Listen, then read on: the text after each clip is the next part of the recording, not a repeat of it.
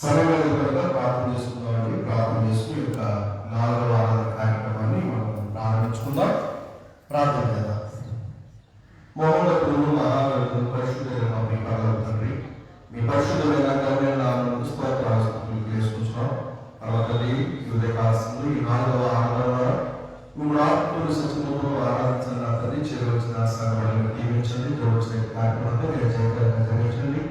ప్రార్థనలో, పాటలోను, వాక్యపరచంలోను, ప్రోగ్రాల కార్యక్రమంలో, పాటలోను అన్ని విషయాల్లో ద్వారా మీరు తోడుగా ఉండండి. సంవత్సరాన్ని జయకరంగా జరిగించండి. మీ కుమారుడు చూసుకోవాలని మీరు మాకు ఇచ్చిన రక్షణ భాగ్యం బట్టి మీ బిడ్డలుగా మీ పిల్లలుగా ఉండే ఈ ఒక యోగ్యత బట్టి కాదా మీ నామ స్తోత్రం తీసుకొచ్చు చదవలసిన కార్యక్రమంలో కూడా ఉండండి. యేసు క్రీస్తునామమున ప్రార్థిస్తున్నాము.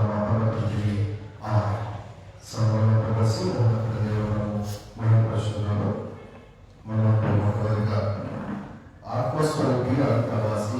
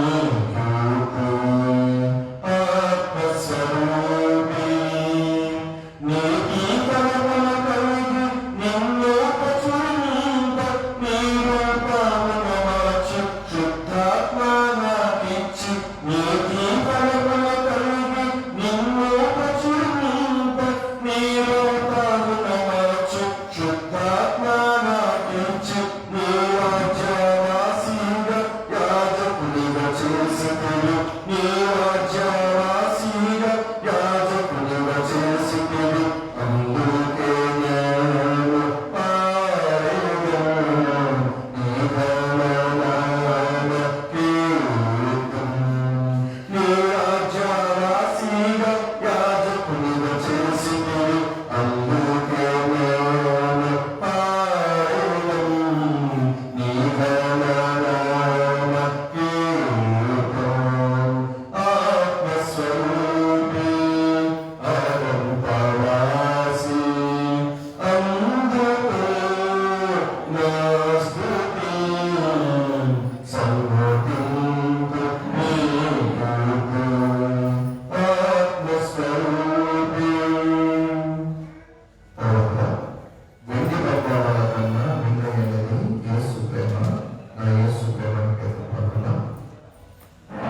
విందు బంగారాల కన్న ఉన్నది యేసు ప్రేమ నా యేసు ప్రేమ విందు బంగారాల కన్న ఉన్నది యేసు ప్రేమ నా యేసు ప్రేమ లోక జ్ఞానములకు మించిన ప్రేమ లోక జ్ఞానములకు మించిన ప్రేమ లోకస్తులెవ్వరూ చూడలేని ప్రేమ లోకస్తులెవ్వరూ చూడలేని ప్రేమ విందు బంగారాల కన్న విలువైనది యేసు ప్రేమ నా యేసు ప్రేమ లోకములకు వెలుగైన ప్రేమ లోకమును వెలిగించిన ప్రేమ లోకములకు వెలుగైన ప్రేమ లోకమును వెలిగించిన ప్రేమ లోకులకై కరిగిపోయిన ప్రేమ లోకాన్ని జయించిన ప్రేమ లోకులకై కరిగిపోయిన ప్రేమ లోకాన్ని జయించిన ప్రేమ యేసు ప్రేమ శాశ్వత ప్రేమ యేసు ప్రేమ శాశ్వత ప్రేమ హల్లెలూయా మహానందమే హల్లెలూయా మహానందమే విందు బంగారాల కన్న విలువైనది యేసు ప్రేమ ఏ స్థితికైనా చాలిన ప్రేమ నీ పరిస్థితిని మార్చగల ప్రేమ ఏ స్థితికైనా చాలిన ప్రేమ నీ పరిస్థితిని మార్చగల నీకు బదులు మరణించిన ప్రేమ చిరజీవము నీకు సగే ప్రేమ నీకు బదులు మరణించిన ప్రేమ చిరజీవము నీకు సగే ప్రేమ యేసు ప్రేమ శాశ్వత ప్రేమ యేసు ప్రేమ శాశ్వత ప్రేమ హల్లెలూయా మహానందమే హల్లెలూయా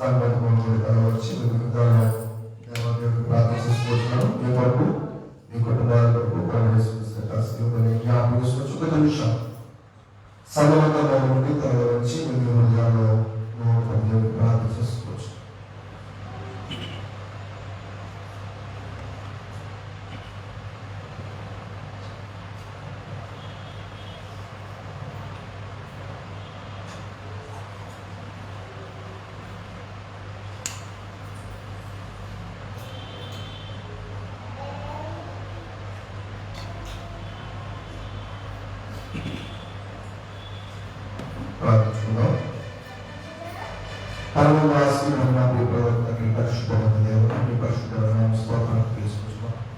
భక్తుని 4 వారాల వరకు నువ్వు ఆత్మపరిస్థితులు ఆరాధించాలని చేరుచాను. ఎవరైనా జీవించేందుకు ప్రార్థన పాటలు నిలబెట్టడం సగలకు ప్రార్థిస్తున్నా సగ ప్రార్థన తీర్చిందని అందరూ కూడా ఆత్మీయ బలపరచడం సహాయం తెచ్చింది. చూసుకోవాలి మా కొరకు మా పాప కొరకు కలుస్తూ తన ప్రాణాన్ని అతని ఏ విధంగా చేసుకున్నాం జ్ఞాపకం చేసుకుంటున్నాం. దాన్ని మేము పరిశుద్ధంగా ప్రభుత్వంగా చేసుకున్నాం. మీ రక్షణ సకలత బట్టి మీ నాలుగు స్వప్నం వేసుకుంటాం. కార్యక్రమంగా ఉండని మీ నుంచి ఆశ్రయించని యేసుక్రీస్తునామమున ప్రార్థిస్తున్నాం మా పరమ తండ్రి. ఆమేన్. మా ప్రభువు రక్షకుడైన యేసుక్రీస్తు శాస్త్రంలో తండ్రి దేవుని ఆత్మతో సత్యవంతులు ఆరాధించడానికి వచ్చిన సంఘానికి అందరికీ ప్రభువులను నా వందనాలు తెలియజేస్తున్నాను. దేవుని ఆత్మని దేవుని అనుభవించి గట్టిగా మనందరం కూడా ఆయన సన్నిధిలో ఇలా గడపడానికి ఆయన ఆత్మతో సత్యవంతులు ఆరాధించడానికి దేవాలయంలో పండించిన భాగ్యాన్ని బట్టి సంతోషిస్తున్నాం. ఈ రోజున దేవునికి వాక్యంలో నుండి సంఖ్యాకాండము 20, 21, 22, 23 అధ్యాయాన్ని ఈ రోజున మనము ధ్యానించుకుంటున్నాం. ఉదయకాలపు 3 ఆరాధనలో తెలియజేసిన అంశాలు ఒకసారి తెలియజేస్తాం. మొదటి ఆరాధనలో వాటర్ ఫ్రమ్ యువర్ రాక్, బండ నుండి నీటిని రప్పించే విధానం వచ్చినప్పుడు, రెండవ ఆరాధనలో ఇద్దరి సర్పములు గురించిన విషయాలు చెప్పడం జరిగింది. 3వ ఆరాధనలో బాలాకు బిలామును ఇచ్చిన వర్తమానం గురించి గమనించాం. ఈ 4వ ఆరాధనలో బిలాముతో గాడిద మాట్లాడటం అనే ఒక సందర్భాన్ని నేను మీతో మాట్లాడకొచ్చిన సంఖ్యాకాండం 22వ అధ్యాయం 28వ వచనం మనం చూస్తే అక్కడ ఒక అద్భుతమైన సన్నివేశాన్ని ఒక సందర్భాన్ని మనం ఆలోచించవచ్చు. జాగ్రత్తగా మనం గమనించినట్లయితే సంఖ్యాకాండం 22వ అధ్యాయం 28వ వచనంలో అప్పుడు యెహోవా ఆ గాడిదకు వాక్కునిచ్చిన కనుక, ఆ గాడిదకు ఎన్నిసార్లు వాక్కునిచ్చిన కనుక అది నది నీవు నన్ను మారుపట్టుకుని నేను నేను చేస్తున్న బిలాముతో అనవాలి. ఈ వాక్యాన్ని ఈరోజు కూడా ఆలోచిస్తున్న దేవుడు కూడా గాడిదకు వాక్కులు అనే మాట కొంచెం వినడానికి నమ్మశక్తిగా అయితే లేదు. గాడిద మాట్లాడటం అనేది అసలు సృష్టిలో జరగని పని. కానీ బైబిల్ పంపిస్తుందంటే దేవుడు గాడిదకు వాక్కునిచ్చాడు అనే మాట. బిలాము తప్పుడు తోడు నడుస్తున్నాడు. ఇంతకుముందుగా మనం ఏమి వాడుకుంటాం. ఇప్పుడు అతను గాడిదలకి ప్రయాణం చేస్తున్నాడు. ఆలోచన చేయండి. ఎప్పుడైతే అతను గాడిదలకి ప్రయాణం చేస్తున్నాడో ఆ గాడిద ప్రయాణానికి సహకరించట్లా, ముందుకు వెళ్ళట్లా. ఎందుకంటే మీరు పై భాగంలో 22 వచ్చిన చూస్తే 22 వచ్చినలో 22 వచ్చినలో అక్కడ వెళ్ళొచ్చుండగా దేవుని కోపం వెళ్ళడం. ఎక్కడ వెళ్తున్నాడంటే పర్వతాలను చెప్పడం జరిగింది. దేవుడి చేత ఆశ్రయించిన ప్రజలుగా ఇస్తాను శపించడానికి వెళ్తున్నాడు. దేవుడి పాపం జరుగుతుంది. త్రోవలో నిల్చును అతనితో గాడిదలకు పోల్చుగా అతని పనివారు ఎక్కువ అతనితో కూడా ఉండేవి.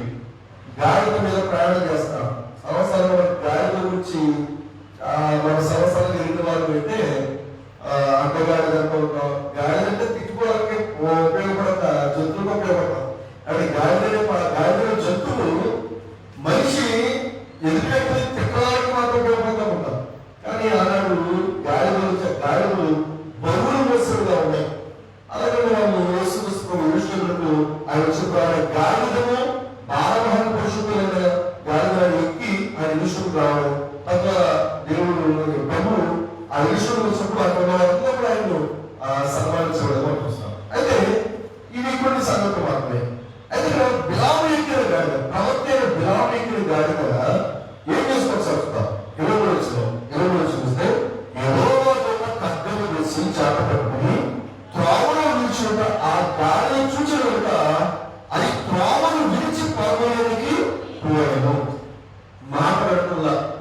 గాడిద ఎక్కాడు, బయలుదేరి వెళ్ళాడు, ఒక గమ్యస్థానానికి వెళ్ళాలి, కానీ అక్కడ వెళ్ళకుండా గాడిద చూసింది ఎవరో ఒక ఖడ్గము చూసి చేత పట్టుకున్నాడు.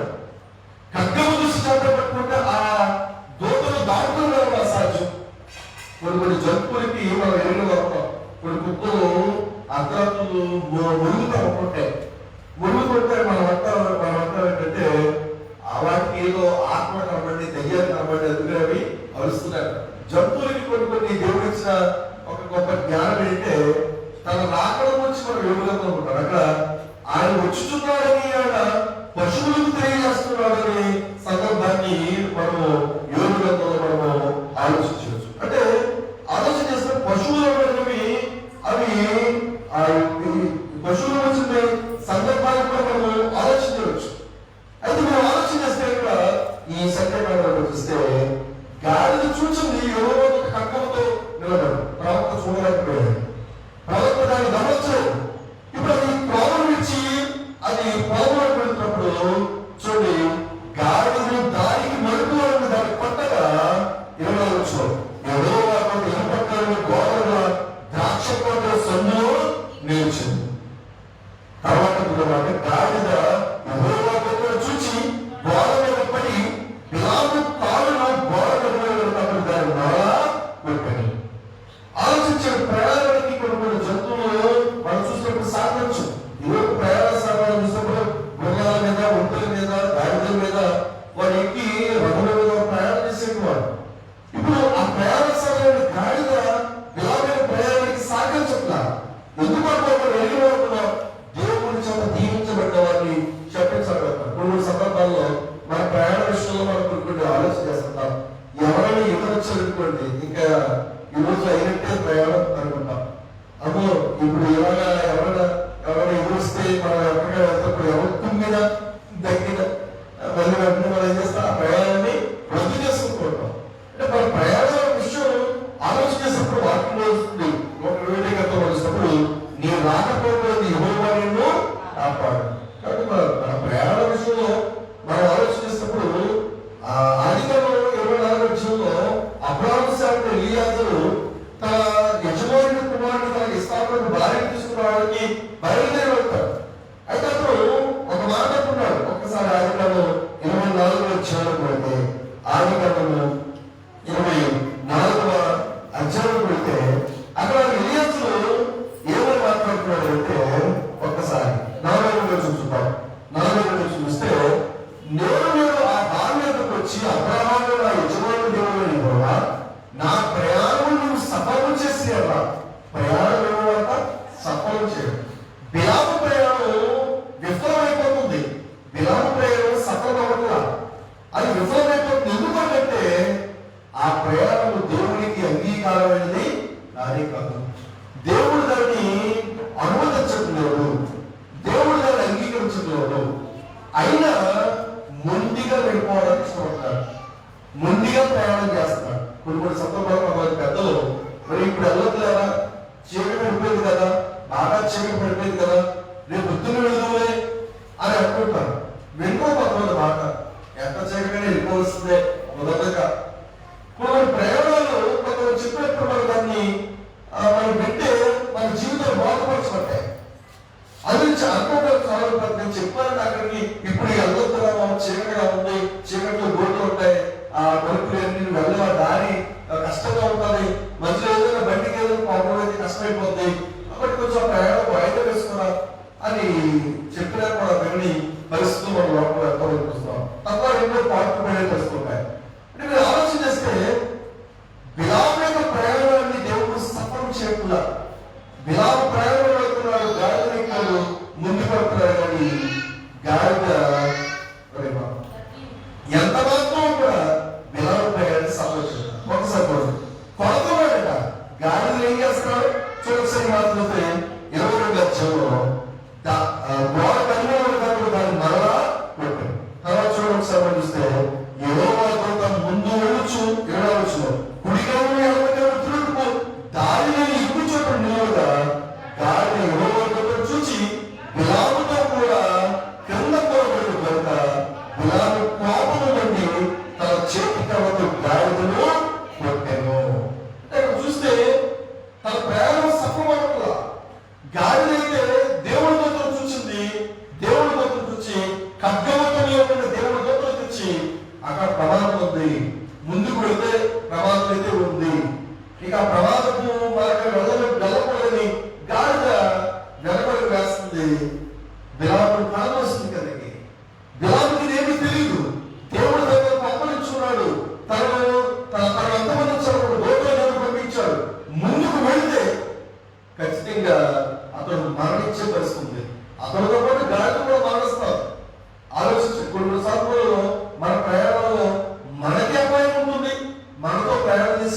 ప్రయాణికులు కూడా అపాయం ఉంటారు. అపాయమైన సంగతి తెలిసినా కూడా అనేక మంది మొండిగా మూర్ఖంగా వెళ్ళిపోతుంటారు. కొంతమంది యాప్ చూసినప్పుడు సంతోషపడుతుంది. ఒక బస్ డ్రైవరు ఆర్టీసీ డ్రైవరు చూసినప్పుడు అక్కడికి గుండె కూడా వచ్చింది. కానీ ఆ బస్సులో ప్రయాణికులు ఏది నాకు ఒక చోట ఆపి ఒక పక్కన ఆపి అలాగా స్టీరింగ్ మీద పడిపోయి తన ప్రాణాలు వదిలేడని చెప్పేసి న్యూస్ లో చూస్తుంటాం. చాలా మంది రక్షించాడు. అతను చనిపోతున్న సంగతి అర్థమైపోయింది. అప్పటికి ఏదో బలహీనత వచ్చింది. అయితే నన్ను నమ్ముకుని నా మౌనం పెట్టిన ప్రజలు వారికి అపాయం కలగకూడదు, వారికి నష్టం కలగకూడదు, వారికి ప్రాణం పోకూడదు అని చెప్పి దాన్ని చాలా ప్రాక్టీస్ గా ఆ బండిని పక్కకు పెట్టి ప్రయాణం రక్షించాడనేసి మనం కొన్ని వాడుకుంటాం. అంటే మీరు గమనించిన రోజున మనం చేసే ప్రయాణం వల్ల మనకు ఆపద కలగకూడదు, వారికి కూడా చాలా మంది అంటారు మనం బాగానే వెళ్ళాలని ఎదుటి మాత్రం బాగా రావట్లేదు. మనం నా దారిలో వెళ్ళిపోతున్నారండి. రోడ్డు మీద ఎంతో గొడవలు జరుగుతుంటాయి. ఈ బైక్ యాక్సిడెంట్ కావచ్చు, కార్ యాక్సిడెంట్, బస్ యాక్సిడెంట్, లారీలు ఇవన్నీ చూసినప్పుడు మన మార్గంలో మనం వెళ్ళిపోతున్నప్పుడు ఎదురుగా అర్థంగా వచ్చేస్తుంటాడు. ఏదో మొత్తం మీద ప్రయాణం అనేది ముందుకు కొనసాగించడం అనేది అవకాశం. ఈ రోజు బిలాము యొక్క ప్రయాణం చూస్తుంటే దేని కోసం ప్రయాణం చేస్తున్న బిలాము? అతను దేవుడి కోసం ప్రయాణం చేస్తున్న ఎక్కువ చూస్తే అతను దేవుడి ప్రజల వారిని దీవించడానికి ప్రజల వారిని శపించడానికి గాలి దేవుడికి అది ఎంత మాత్రం కూడా ఇష్టం కాదా? మనం ఎలియాసును చూసినప్పుడు ఎలియాసు మాట్లాడుతున్నాడు, యెహోవా నా ప్రయాణము సఫలము చేసిన కనుక అన్నాడు. అక్కడ మేము ఆదికాండం 9వ చదువుతున్న భాగంలో ఆదికాండం 24వ అధ్యాయంలోకి మనం వెళ్తే అక్కడ ఎలియాసు పెరుగుతున్న మాట ఏంటంటే యెహోవా నా ప్రయాణము సఫలము చేసిన కనుక ఇక మీరు నన్ను ఆపకండి, ఇక నన్ను తీసుకుని వెళ్ళాలి అని అక్కడ మాట్లాడుతున్నారు. అంటే మీరు ఆలోచన చేస్తే ఈ రోజు నీవు నేను గమనించగలిగితే దేవుడు మన ప్రయాణాన్ని ఆయన సఫలం చేయగలిగే దేవుడు. ఒకవేళ ఎన్నో ఆటంకాలు ఉన్నా కూడా, ఏదో మూఢనమ్మకాలు, ఏదో మూఢాచారాలు మనకు ఉన్నా కూడా మన ప్రయాణంలో ఎవరు మనకి తోడుగా ఉండేది, ఎవరు తోడుగా ఉండేవారంటే దేవుడు మాత్రమే. అందులో చాలా మంది లోపడతారు బయటికి వెళ్ళిన వల్ల ఇంటికి క్షేమంగా వస్తామో తెలియదు. రోడ్డు ప్రమాదాలు, ఎన్నో ప్రమాదాలు జరుగుతాయి ఈ రోజున. అయితే రోజు మనం గమనించినప్పుడు గాడిద ఆ ప్రయాణానికి బిలాము ప్రయాణానికి సహకరించలేదు.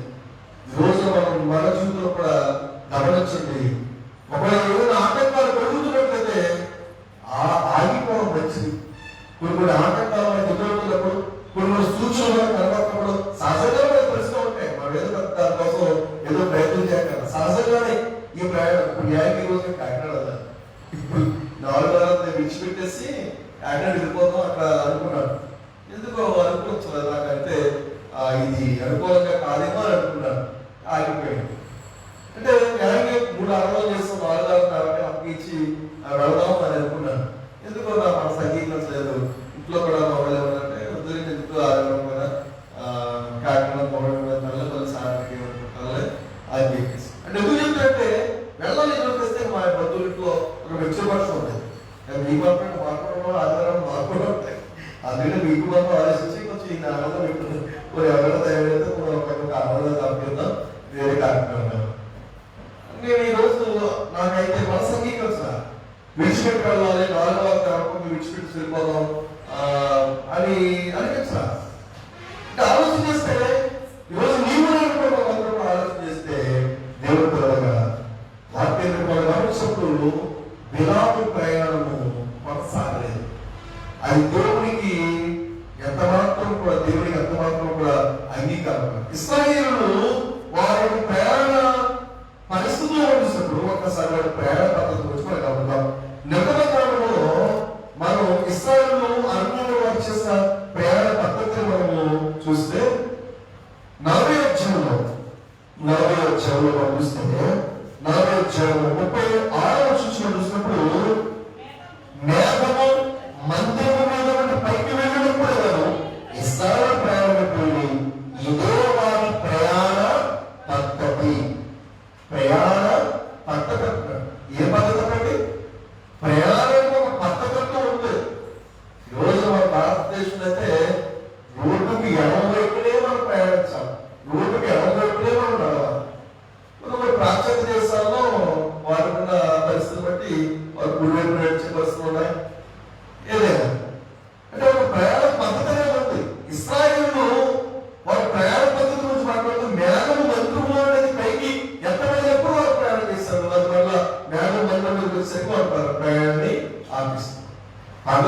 మేఘస్తంభంలోను రాత్రి అగ్ని స్తంభంలో నుండి దేవుడు వారిని ఇసుడైనా నడిపించారు. వారి ప్రయాణాలను వారు కొనసాగించారు. బిలాము యొక్క ప్రయాణం ఎందుకొరకు ఆగింది? ప్రాముఖ్యంగా అక్కడ ముమ్మారుకుంటాడు గాడిని, చాలా చోట్ల పడుతున్నాడు, అయినా ముందు పెడతలేదు గాడి. కొన్ని సందర్భంలో మన బైక్ కూడా మనకి చెడుగా ఉంటుంది. కళ్ళగా ఒకసారి స్టార్ట్ అయ్యిందంటే అన్నీ ఉన్నా పెట్టుకోవడం అన్నీ ఉంటాయి, స్టార్ట్ అవ్వదు. దాన్ని తిప్పుకోవడం వల్ల కొట్టుకోవడం వల్ల ఒకసారి క్యాచ్ పడిపోతూ ఉంటుంది కరెక్ట్గా. ఇలా ఆటంకం వస్తారు, వాహనం వల్ల ఆటంకము, ఇంట్లో ఆటంకం, ప్రయాణం మారుకుంటే ఒక ప్రయాణం కొంచెం మనకి బాగుంటుంది అనిపిస్తూ ఉంటుంది ఒకసారి. ఎందుకంటే బిలాము ప్రయాణం ఎలా ఉందంటే దేవుడికి వ్యతిరేకంగా ప్రయాణం చేస్తున్నాడు, దేవుడికి వ్యతిరేకంగా. ఈరోజు మన జీవితాల్లో నీ ప్రయాణ పద్ధతి ఎలా ఉంటుంది? దేవుడికి అనుకూలమైన ప్రయాణం అయితే అది మేలుకరంగా ఉంటుంది. ఈరోజు దేవుడికి గ్రంథాలు పెట్టి మనం ఆలోచిస్తే ఇప్పుడు సంఖ్యపడే వచ్చాము. ఎప్పుడైతే దాన్ని కొట్టాడట, గాలి ముమ్మారు కొట్టాడు, కొడుతున్నాడు, కానీ ఇక అదే చెప్పడం అది మూలజీవి, దాని నోరుంది కానీ మాట అయితే లేదు. చాలా గట్టి కొట్టాడు, చాలా గట్టి కొట్టాడు. ఇప్పుడు మన బయట కూడా చూడండి, దాంట్లో దాన్ని ఏమంటున్నారు, ఈ కిక్రాలు కొడతా ఉంటాం, చాలా ప్రయత్నం చేస్తూ ఉంటాం, ఎన్నో రకాలుగా. కానీ వడ్డీ కాస్తూ ఉంటుంది, వడ్డీ కాస్తూ ఉంటుంది. దానికి మాట లేదు. కొన్ని సందర్భాల్లో నారాయణ ఉంటుంది, నేను నడిపే బండి వేసుకోవాలి, దానికన్నా మాట్లాడుతూ మిమ్మల్ని బండ రోజులు అంటా ఉంటుంది. అంటే రోజుకి ప్రయాణం, నా ప్రయాణం కొన్ని సందర్భం క్యాన్సర్ అంటుంటారు, ఎక్కడెక్కడో వీళ్ళు వచ్చేస్తూ ఉంటారు. ఒకే రోజు చాలా కార్యక్రమాలు కవర్ చేసుకుంటూ వస్తుంటాం. ఒకసారి అంటూ ఉంటుంది, మీ బండికే కనుక మాటలు ఉంటాయి మామూలుగా చెప్పదండి. నిజంగా మనం నడిపే వాహనాలకి మాటలు వస్తే ఎలా ఉంటుందో చెప్పండి. ఆ గేరు కొట్టడం ఏంటి? డ్రైవింగ్ నేర్చుకునేటప్పుడు, కారు డ్రైవింగ్ నేర్చుకునేటప్పుడు నేర్పించేవాడు కొడతాడు, తిడతాడు. ఎందుకంటే స్టీరింగ్ తిప్పడం రాకపోయినా, గేరు నచ్చడం రాకపోయినా, క్లచ్ రాకపోయినా, బ్రేక్ వేయకపోయినా, యాక్సిడెంట్ రేజ్ చేస్తున్నా, ఏంటంటే అక్కడ నేర్పించేవాడు. డ్రైవింగ్ స్కూల్ చూస్తే వాడు నేర్పించేవాడు ముందు చెప్పాడు, మీరు ఇలా చేయండి, ఇలాగా ఇలా బయట నడపడంటే మేము మన స్టూడెంట్స్గా నడిపిస్తుంటే వాడు తిరగడాలో పడతారు కూడా అవకాశం ఉంది. అండ్ అది విషయం చెప్పంటే మనం నడిపే వాహనానికి కనుక మాటలు వస్తే ఇంకా మన నేను ఎవరో తిరుగుతూ ఎక్కడం కాదు, నువ్వు నడిపే వాహనమే నీకు చెప్తారు. ఇప్పుడు గాడిద వాహనంగా ఉంది, ఎవరికైతే బిలాముకి ప్రయాణ వాహనంగా ఉంది. ప్రయాణం చేస్తాడు కానీ గాడిద ముందుకు వెళ్ళకుండా మాయిస్తుంది, కొట్టాడు, అయినా వెళ్ళకుండా మరలా కొట్టాడు, అయినా వెళ్తే ఈసారి కింద పడేస్తుంది. కింద పడేస్తే ఇక కోపం వండిపోయింది. ఇక కోపం వండిపోయి ఇక దాన్ని గుడ్డును బాగా అంటారు కదా, దాన్ని ఇక చాలా గట్టి కొడుతున్నాడు. కొడుతున్నప్పుడు ఒక అద్భుతమైన కారణం అంటే మీరు ఎవరైనా చూసినప్పుడు ఎవరైనా అప్పుడు యెహోవా ఆ గాడిదకు వాక్కునిచ్చును. నిజంగా మనం చూస్తే ఆశ్చర్యం ఉంటుంది. దేవుడు బిలాముకు బుద్ధి చెప్పడానికి ఆ గాడిదను చితకబడుతున్నాడు, చితకొడుతున్నాడు అనమాట. కొంతమంది భక్తులు భార్యల్ని కొడతా ఉంటారు, చితకొట్టేస్తా ఉంటుంటారు. చితకొడుతున్న ఒక్క మాట కూడా మాట్లాడదు, కానీ మాట మాట్లాడితే సమాధానం. అంటే మీరు ఆలోచన చేయండి, చితకొట్టేస్తున్నాడు, గాడిదను చితకొట్టేస్తున్నాడు, దానికి ఇష్టం పడుతున్నాడు. ఇక దేవుడు గాడిదకు వాక్కునిచ్చాడు. అది చదువుతున్నప్పుడు ఇప్పుడు మీకు చెప్పినట్టుగా అతను ఏదైనా ఒక వస్తువుని మనం వాడుతున్నప్పుడు అది మానేసుకుంటే దాన్ని ఇష్టం. ఉదాహరణ ఒక మైక్ దూరానికి విషయంలో సెల్ ఫోన్ ఉంది. ఈ సెల్ ఫోన్ కొంతమంది కాంగ్రెస్ సెల్ ఫోన్ ని కింద పడతారు, కొంతమంది సెల్ ఫోన్ కొంతమంది సందర్భాల్లో వారు ఉపయోగించే విధానం వారు ఉపయోగించరు, ఇష్టం దానికన్నా మాట్లాడితే ఏ ప్రకారం అలా ఉపయోగిస్తున్నా, నేను ఇలా వాడుతున్నాం. టీవీ కనుక మాట్లాడితే మొత్తం టీవీలో ప్రోగ్రామ్స్ మాట్లాడితే కానీ ఆ వస్తువు మాట్లాడుతూ ఉంటాం. మన మంచం మొత్తం మాట్లాడితే, మనం కూర్చున్న కుర్చీ మొత్తం మాట్లాడితే, అంటే నీ తప్పిదనేది అర్థమవుతాయి. నేనంతా హింస పడుతున్నావో, నువ్వెంత హింస పడుతున్నావో అర్థమవుతుంది. గాడిదను కొడుతున్నప్పుడు గాడిదకు వాక్కునిచ్చాడు. ఆలోచన ఏమిటా? గాడిదకు వాక్కునిచ్చాడు. అదంటే నీవు నన్ను ముమ్మారు కొట్టుతివి. గాడిద మాటలు అంటే గాడిద కొడుకుతో మాట్లాడితే ప్రారంభం పడుతుంది. నీవు నన్ను ముమ్మారు కొట్టుతివి. ముమ్మారు కొట్టావు, 3 సార్లు కొట్టాను అంటారు. అంటే ఎన్నిసార్లు కొట్టావు? మొట్టమొదటి చెప్తుందంటే ఈరోజు నీవు మనం వాడుకునే వస్తువులు, మన ప్రయాణ పద్ధతులు ఉపయోగించే వాహనాలు కావచ్చు, వాటిని మనం ఎన్నో మాటలు ఎన్నో రకాలుగా దాన్ని రకరకాలుగా ఉపయోగిస్తుంటాం. ఒక బండి ఉందనుకోండి, దాన్ని ఒక మంచి పెట్టులో కొట్టొచ్చారు. అలా కాకుండా ఏదో కొన్ని కల్తీ ఆయిల్ని, కల్తీ పెట్రోల్ని పోసి ఆ ఇంజిన్ ని పాడు చేస్తుంటే అది ఎక్కడ వరకు సహకరిస్తా ఉంటారు అని మీరు ఆలోచించండి. మాటలు వస్తే ముగించిన బాబు, అది కల్తీ పెట్రోల్, ఆ కల్తీ పెట్రోల్ పోస్తే ఆ ఇంజిన్ పాడైపోతుంది. కాబట్టి నేను కొంచెం నేను ప్రయాణానికి ఉపయోగపడలేను అని చెప్తుందేమో. గాడిద మాట్లాడుతుంది, నీవు నన్ను ముమ్మారు కొట్టావు. ఏమంటుందండి? నీవు నన్ను ముమ్మారు. బైబిల్ గ్రంథంలో సర్పము మాట్లాడిన మాట మనం తెలుసు. ఆదికాండం కూడా చదివిస్తే సర్పము మాట్లాడుతున్న మాటలు, ఆదాము అవ్వలతో మాట్లాడుతున్న మాటలు మనం ఎదుగుతున్నాం. ఇక్కడ గాడిద మాట్లాడుతుంది. లోకంలో ఎన్నో జీవులు ఉన్నాయి, కానీ మాటలు వ్యక్తపరచడం, మన భావాలు చెప్పడం. పిల్లలు చూడండి, మాటలు మాట్లాడుకోవాలి. మాట అమ్మ అని అనుకుంటాడు, ఇంకా డాడీ కూడా అనలేదు. ఇంకా మాటలు నేర్చుకుంటూ ఉంటాడు. ఇంకా పిల్లడు, చిన్నపిల్లడు వాడు ఏడుస్తున్నప్పుడు ఆడికి బాధ ఇంకా వాడికి తెలియదు. ఆడి కడుపులో బాధ లేకపోతే ఎక్కడ బాధ వాడికి తెలియదు. ఏడుస్తుంటే అమ్మ నాన్న అత్తమాట ఏడుతున్నాడు, ఏం చదువుకుంటారు, ఏడుతున్నాడు ఇంకా ఏడిపోతారు. మాటలు రాలేదు, ఇంకా మాటలు కూడా రావడం. అది ఏం చెప్పవచ్చు? చిన్నపిల్లడు, ఆడికి ఏం తెలుస్తుంది? ఎందుకమ్మా నువ్వు అంటే వాడు మాటలు వ్యక్తపరచలేకపోతున్నాడు. ఇప్పుడు లోకంలో ఎన్నో జీవజాతులు చూస్తుంటే వాటికి మాటలు వస్తే నువ్వు మనిషి మాట్లాడడానికి అవకాశం ఇవ్వకపోవచ్చు కాదని, మనిషికి మాట్లాడడానికి అవసరమే ఉండదు. ఇంకా ఈరోజు గమనించి గాడిద మాట్లాడుతుంది, నీవు నన్ను ముమ్మారు కొట్టితివి. నేను చేస్తానని ఇలా ఉంటాను. అది ఎవరికి కాదు, నేనేం చేశాను? ఎందుకు నన్ను కొడుతున్నావు? నిజంగా ఆశ్చర్యం వస్తుంది. ఒక జంతువు అప్పటి వరకు తనతో పాటు తన ఎన్నో సంవత్సరాలుగా ఆ మృగజీవి తన ఎక్కడికి వెళ్ళినా ఏం చేసినా తను కొట్టినా, తనకి సరిగ్గా సమయానికి అన్నం పట్టకపోయినా, సమయానికి ఆహారం పట్టకపోయినా, ఏమి మాట్లాడకుండా ఉంటుంది. కానీ ఒక్కసారి మాట్లాడితే గాడిదే లేదా మా ఇంట్లో మనం పెంచుకున్న కుక్కే, నాకు టైం అయిపోతుంది, ఆకలి అయిపోతుంది, నాకు అన్నం పెట్టు, వెళ్ళిపోవడం రోజు అది అడిగిన కుక్క ఏమైపోతాం. కుక్కలు పెంచుకున్న వాళ్ళు కుక్క మాట్లాడుతుంది అనుకోండి, ఏమైపోతారు వాళ్ళు? అది చెప్పలేదు, అది అరుస్తున్నప్పుడు అర్థం చేసుకుని దీనికి ఆకాశపడుతుందని వాళ్ళు. అదే మాట వస్తే మాట్లాడతారు ఉంటుంది.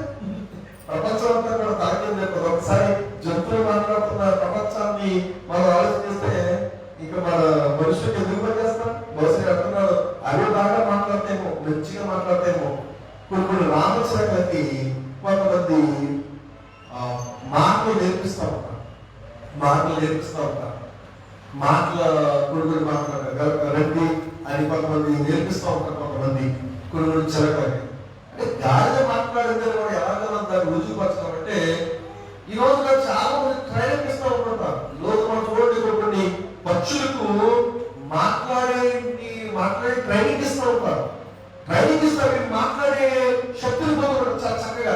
అందులో మనం ఏంటంటే చిలక పలుకులు పలుకుతున్నాడు. ఏం పలుకుతా? చిలక పలుకులు. అంటే చిలక పలుకులు అంటే ఎలా ఉంటారు? చిలక పలుకుతుందా అంటే పలుకుతుందిరా, అన్ని చిలక పలుకు.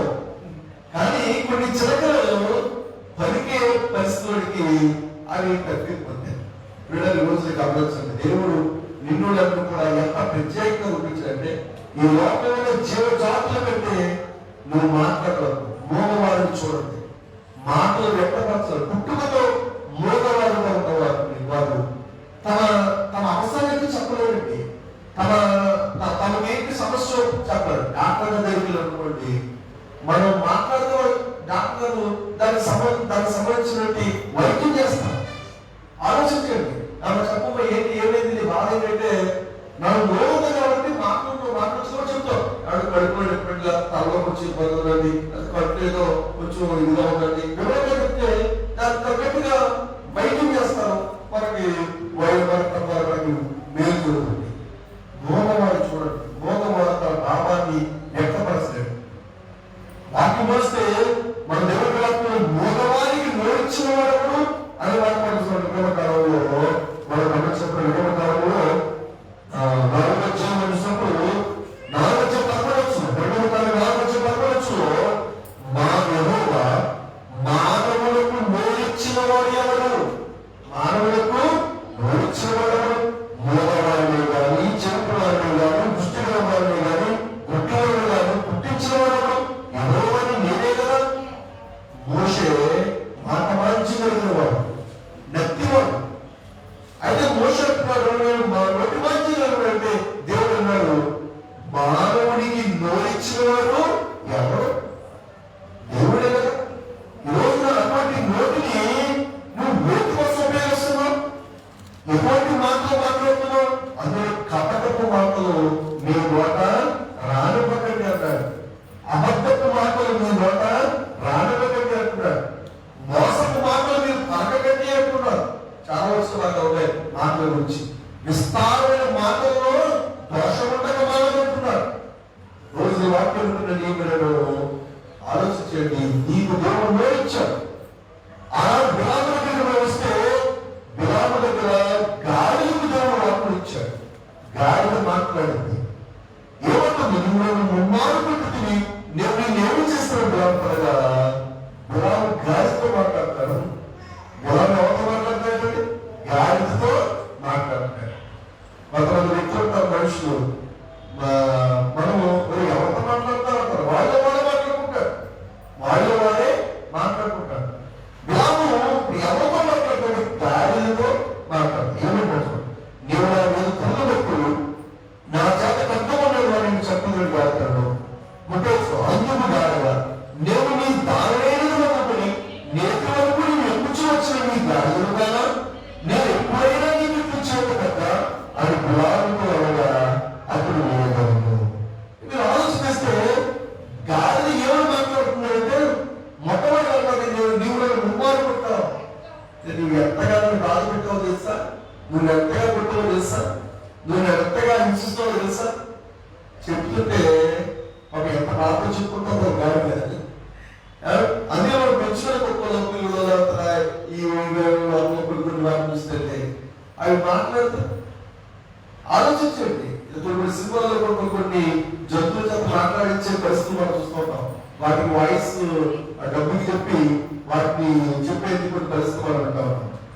అంటుంది నేను నీ దారుణాలను మొదలుకొని నేటి వరకు నేను కూర్చోవచ్చాను నీ గాడిదలు కాదా, నీ గాడిదలు కాదా అంటుంది. నేను ఎప్పుడైనా నీకు వచ్చాడు కదా, ఇప్పుడైనా ఇలా చేశాను, నేను ఇప్పుడైనా నేను ఎలాగే నువ్వు వెళ్తున్న ప్రయాణంలో నీకు ఆటపాటు చేశావు, నువ్వు ఎక్కడ వెళ్ళబట్టి ఇక్కడికి వెళ్ళావు, ఎలా నడవబడ్డాలో వచ్చావు, ఒకవేళ తిన్నా తిరగకపోయినా నాకెంత బలహీనంగా ఉన్నా నువ్వు చెప్పినట్టుగా నేను వెళ్ళాను. అంటే చూడండి, దాని యొక్క సాక్రిఫైస్ ని, దాని యొక్క పనిని అది చెబుతుంది. ఈరోజు లోకంలో ఎన్నో వస్తువులు, ఎన్నో జీవులు నీ కోసం నా కోసం పనిచేస్తున్నాయి, నీ కోసం నా కోసం పనిచేస్తున్నాయి. అవి ఎప్పుడు కూడా వాటి నియమాన్ని అవి వ్యక్తమాటలు కూడా వాటి నియమాన్ని వారు అవి దాటలేదు. అంటుంది కనుక నేను నీ దారి మీద మొదలుకొని నేటి వరకు నువ్వు ఎక్కుచ్చు వచ్చిన నీ గాడిదలు కాదు, నీ దారి నేను, నీ గాడిదలు నేను నీ దారిని. అంటే మీరు ఆలోచించినప్పుడు రోజు వాక్యం మీరు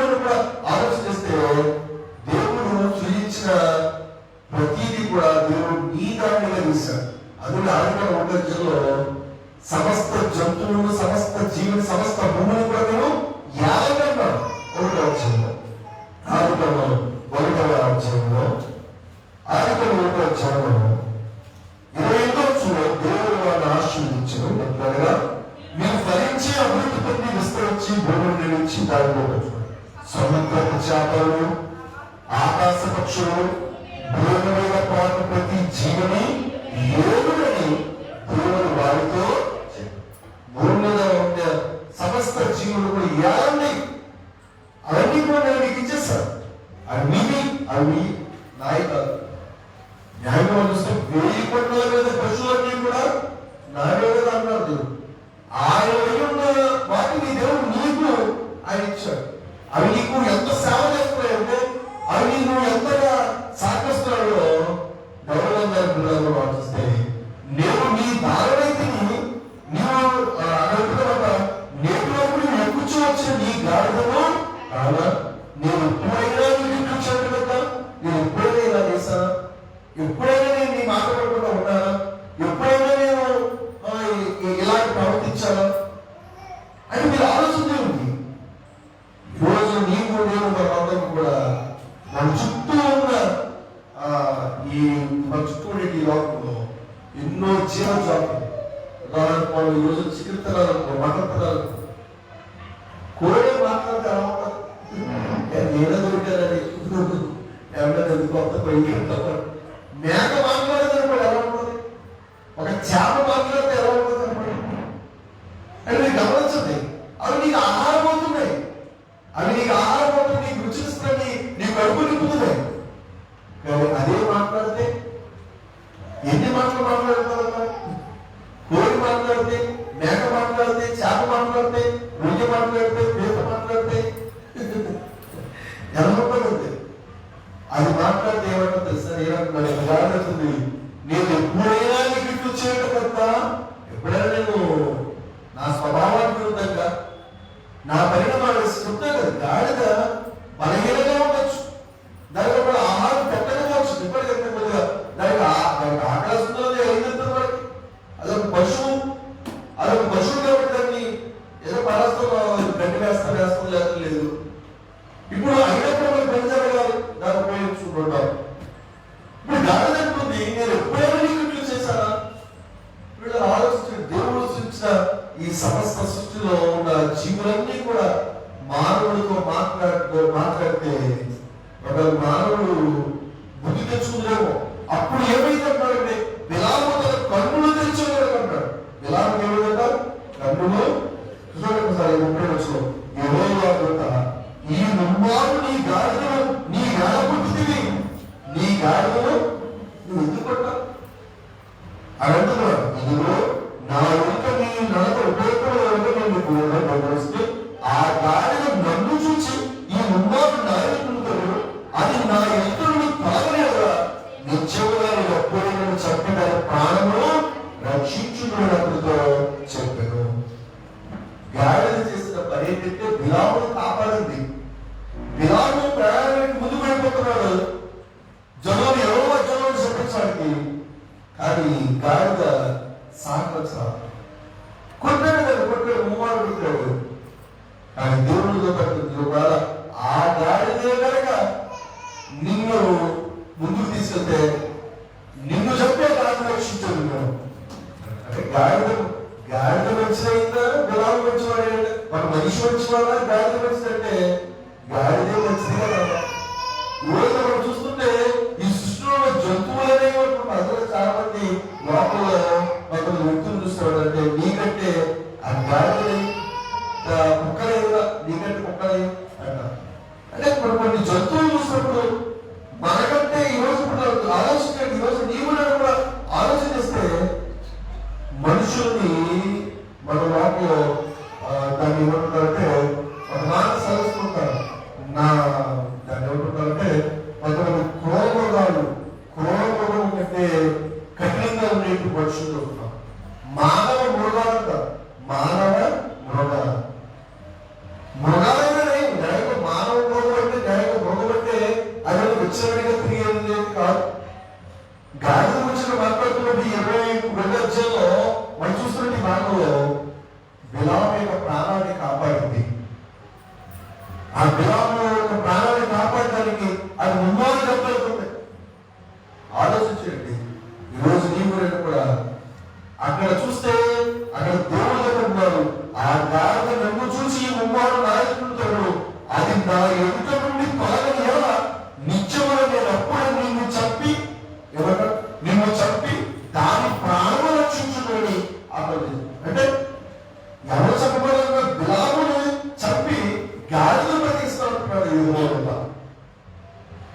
గమనించండి, భూమి మీద బ్రతికిన జీవుల్లో మనిషి బ్రతకడం కంటే ఎక్కువగా జంతువులు బ్రతకాలని అయ్యం అనుకునే పరిస్థితి.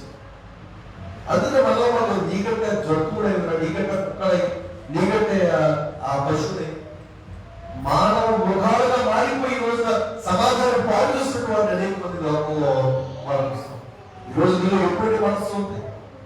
మానవ మనస్సును ప్రగల్పజేసుకుని క్రూర మనస్సును కలిగి ఉంటే వాక్యం గాడిద మాట్లాడింది. ఆయన దేవుడే ఆ గాడిదకు వాక్కుని ఇచ్చాడు. దేవుడే ఆ గాడిద మాట్లాడడానికి శక్తినిచ్చాడు. కానీ రోజు ఆలోచించండి, ఒక గాడిద ద్వారా దేవుడు బిలాముకు బుద్ధి చెప్పాడు. నేను నీ వాడు, నన్ను నువ్వనుకుంటావు, నేను ఎప్పుడైనా నీకు నేను అలా చేశానా అని గాడిద బిలాముతో మాట్లాడుతున్నప్పుడు బిలాము తప్పులు తెలుసుకున్నాడు. దూత వచ్చి మాట్లాడడం జరిగింది, తన తప్పు చేసుకుని పాపము చేస్తుంది అని బిలాము మాట్లాడు. రోజు కూడా తాను పాపం చేశాడని ఒక జంతువు చెబితేనే కదా. రోజున నీ కూడా ఆలోచించేద్దాం. నీ చుట్టూ ఉన్న సమాజంలో, నీ చుట్టూ ఉన్న ఈ లోకంలో ఒక నీవు తెలిసి తెలియక ఒక మూల జీవుల పట్ల మనం అందుకనే కొంతమంది ఈ జంతు సంరక్షణ కొన్ని కమిటీలు మనం చూస్తున్న లోకంలో పడుకొని అంటే వన్యమృగాలను కాపాడుకుంటారు, పులులను జింకల్ని కాపాడుకుంటారు. జింకలు వేటాడడం, పులుని వేటాడడం అనేది చట్టరీత్యా జ్ఞానం. కొన్ని జంతువులలో కొన్ని క్రూరమృగాలు కూడా లోపల ఉండకపోవచ్చు, ఉండకపోవాలి. అయితే మీరు గమనించండి, ఇవన్నీ కూడా మనం కాపాడుతున్న విషయం మనం ఇప్పటిగా రక్షించేది కాదు. కానీ గమనించినప్పుడు ఈ 22వ అధ్యాయంలో సంఖ్యాకాండంలో బిలాములకు బుద్ధి చెప్పడానికి దేవుడు గాడిదకు వాక్కు ఇచ్చాడు. రోజున నీ చుట్టూ ఉన్న జంతువులే నీకు ఒక గొప్ప బోధన చేస్తాయి. అందుకనే 19 రోజులో ఆకాశము దేవుని మహిమను వివరించుతున్నది, అంతరిక్షము ఆయన చెప్పుకొని ప్రచురపరచుని, పగటికి పగలు బోధ చేస్తుంది, రాత్రికి రాత్రి జ్ఞానం తెలుసు. వాటికి భాష లేదు అంటే కదా, భాష లేదు, మాటలు లేవు, వాటి స్వరము నోరు లేని జీవులే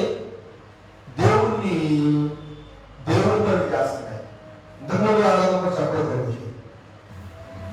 దైవజనుడు, దేవుడి సాయకుడు, నువ్వు నిలవేపట్నానికి వెళ్ళి దాని మద్దతుతో ప్రకటించినప్పుడు దర్శించి పట్టడానికి వెళ్ళాడు.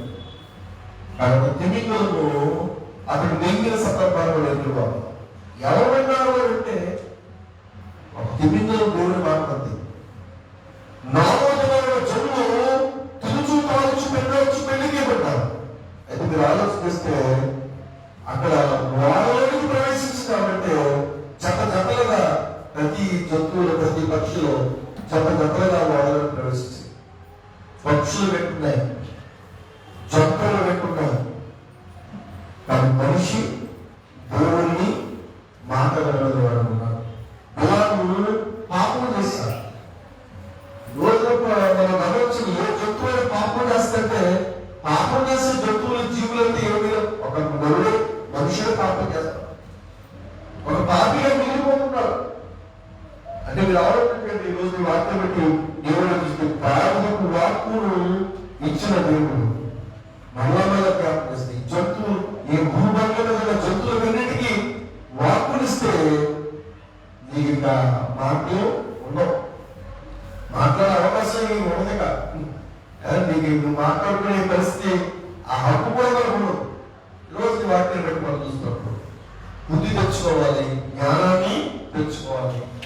మన చుట్టూ ఉన్న వాటిని బట్టి మనము సరి చేసుకోగలగాలి. కాబట్టి ప్రయాణ పద్ధతి, గ్రామీణ ప్రయాణ పద్ధతి ఎంతవరకు కూడా అది యోగ్యంగా లేదు. గాడిద దాన్ని ఆటంకపరిచింది. కానీ దాన్ని కొట్టడంటే గాలి మాట్లాడుతుంది, కుమారుడు నేను ఎప్పుడైతే ఇలా చేశాను నీకు అని గాడిద తన తాతను చెప్పడం జరిగింది.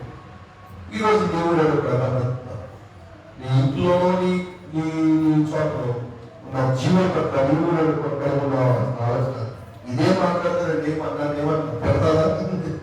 ఇదే మాట్లాడితే నన్ను ఎవరు అంటారా అని ఒక భావన ఉంటే ఈ రోజున ఆ జీవుల పట్ల నీవు ఒక చాలస్గా కలిగిన వాడు ఉంటావు. వాటిని సృజించిన వాడు దేవుడు, వాటిని కలిగిపడేసిన వాడు దేవుడు, వాటిని నీకు ఇచ్చిన వాడు దేవుడు. ఆ దేవుడికి నువ్వు స్తుతించే వ్యక్తిగా ఉండాలి. వచ్చిన వాటిని చూస్తున్న మీకు అందరికీ ప్రభువులో ప్రత్యేక ఉండాలి తెలుసు.